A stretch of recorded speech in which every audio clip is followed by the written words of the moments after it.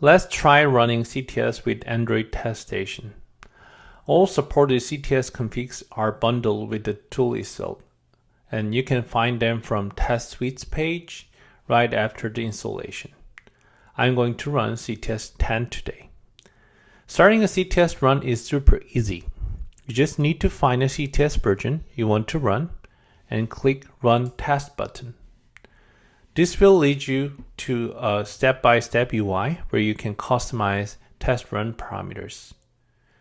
In the first step, you can check and customize a CTS command line. The default is for running a full plan, but you can customize it as you want. This corresponds to plan name and options you use with run command in CTS console.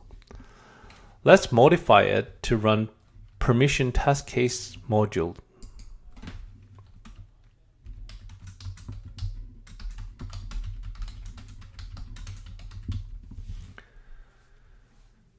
You can also adjust the maximum retry number by expanding advanced settings.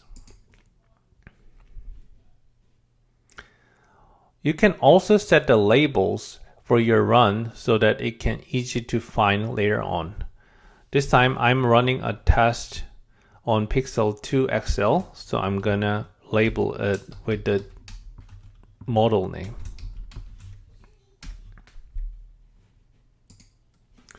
In the second step, you can choose your device to run the test suite on. You can choose one or more devices for sharding, and you don't need to worry about the sharding options since ATS will automatically set it for you.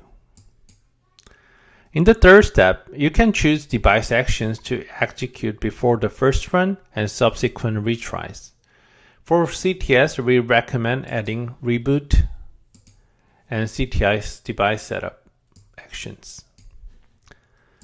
These actions help minimizing interference between retries. In the last step, you can customize where to download your CTS package from. The default value is set to download the latest release version from Google server. You can override it to a CTS package pre-downloaded to your machine if you want. Once everything is set, click Start Test Run to start. Once the test run is started, you will see a test run detail page where you can check the status of new test run. Once a test run is in running state, you can also see the live logs from this page. You can always leave this page and come back later. If you have more devices, you can also run multiple test runs in parallel. All current and previous test runs will be shown in the test runs page, and you can access each test run's detail page by clicking the View button. Once test run is completed, you can check the result summary from Test Results tab and browse test result files by clicking on View Output Files button. So in this case, we can clearly see some test cases have failed even after all retries. Let's rerun them to make sure these are real failures. To schedule a rerun, click on a Rerun button. This will lead you to the same step-by-step UI you used to schedule the first run. The only difference is the previous test run field is pre-populated with the ID of the first test run. If you want to add additional retry option, such as -- module or -- exclude filter, you can customize the retry command. You can always adjusting your max retry count at this point.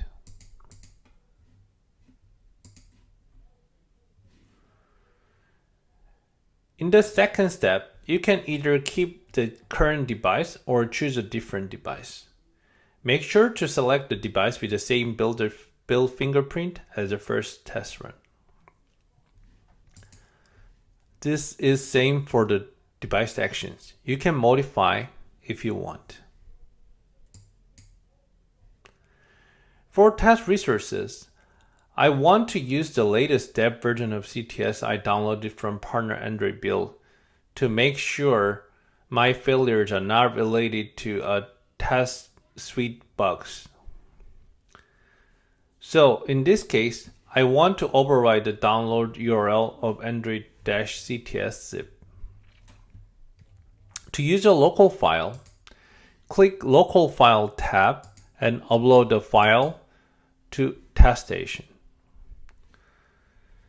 Since I already uploaded the dev version of Android-CTS zip here, I will just use it. Now everything is set. Click Start Test Run.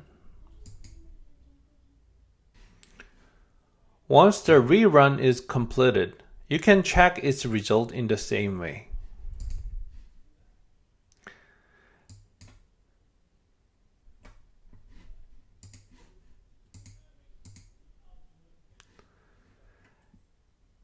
At this point, you may want to export the result for two reasons. First, to retry on a device connected to another workstation, or two, to upload the result to APA for build approval. In either cases, you can click on Export Result button to download the result zip. In some cases, you may want to rerun a CTS result from a manual execution or from another test station server. To do that, simply schedule a new test run with the test result zip file.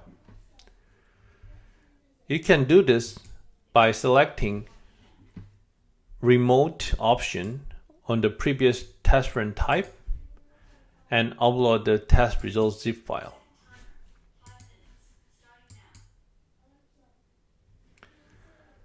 The rest of the configuration is same as the normal test runs.